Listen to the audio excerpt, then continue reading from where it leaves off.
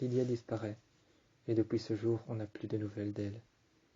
Styles commence à fort s'inquiéter, et demande à tout le monde où est-ce qu'elle est passée. Il commence à fort s'inquiéter et commence à demander à tout le monde où est-ce qu'elle est passée. Un jour, il est avec Scott dehors, contre sa voiture, et il demande « Tu penses pas que ce pourrait être cette chose qui l'a enlevée ?» Scott se tourne vers lui, avec un regard désintéressé. Peu probable que ce soit cette chose qui l'ait enlevée.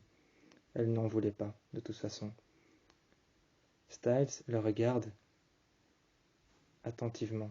Attentivement, Styles regarde Scott et lui dit « Oui, mais tu penses pas qu'un gros chien noir comme celui-là aurait pu enlever Lydia très facilement ?»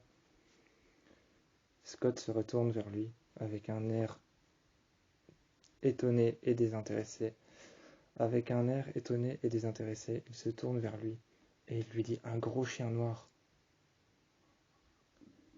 Styles regarde alors Scott et dit « Oui, un gros chien noir, je suis désolé, mais ça ressemble à un gros chien noir. » À ce moment-là, il se lève et rentre dans sa voiture.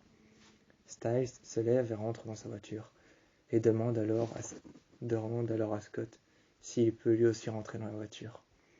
Énervé, il lui dit « Mais putain, allez, rentre, rentre !» Scott comprend alors qu'il est énervé, qu'il a peur pour Lydia.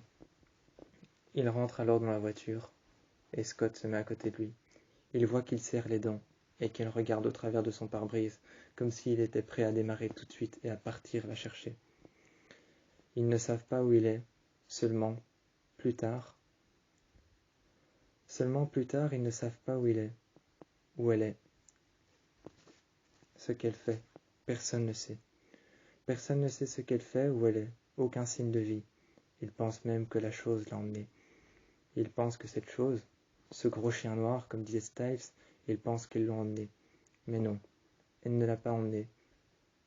Elle aurait laissé un signe de vie. Allison est presque sûre qu'elle aurait laissé un signe de vie, qu'elle aurait dit quelque chose avant de partir, ou alors qu'elle aurait laissé quelque chose, un objet, ne serait-ce qu'un miroir, ou ne serait-ce que peut-être un tube de rouge à lèvres.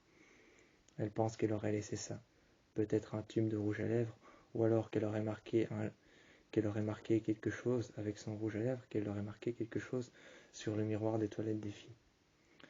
Pensant qu'elle aurait fait ça, qu'elle aurait marqué quelque chose avec son rouge à lèvres, pour prévenir qu'elle a été enlevée, qu'elle aurait pris le temps de faire ça, qu'elle aurait pris le temps de dire qu'elle allait être enlevée cette nuit. Elle aurait peut-être pris le temps d'aller aux toilettes des filles et d'écrire quelque chose avec son rouge à lèvres, comme par exemple « Venez me chercher à un tel endroit ».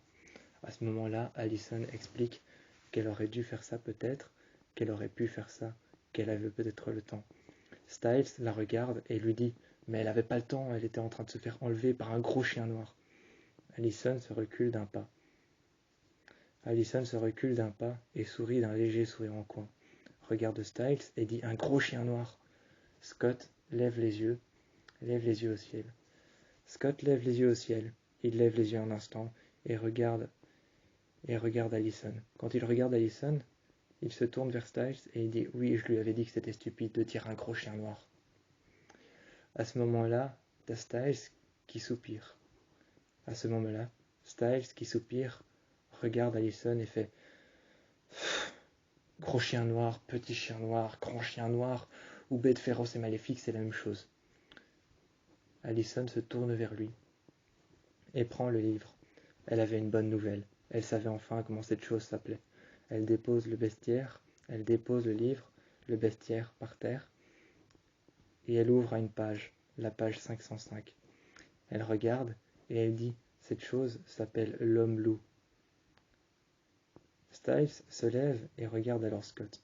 Et il fait « Mais toi, t'es pas déjà un homme-loup ?»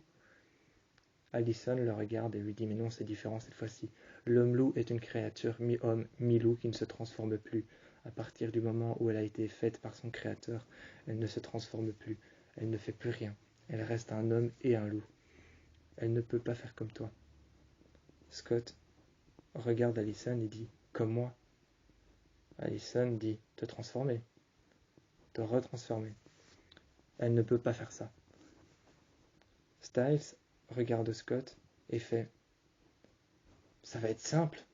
Ça va être simple de le combattre. T'es un loup-garou. Lui, c'est un loup, c'est un homme. À ce moment-là, Allison ouvre son livre, le dépose par terre. Elle laisse tomber son livre par terre, le dépose par terre et dit ça ne va pas être si simple.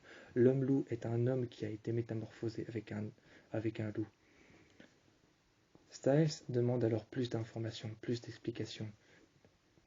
Allison explique qu'un homme-loup, c'est un homme qui a été mis en place par son créateur et qui a été créé à partir d'un homme et à partir d'un loup.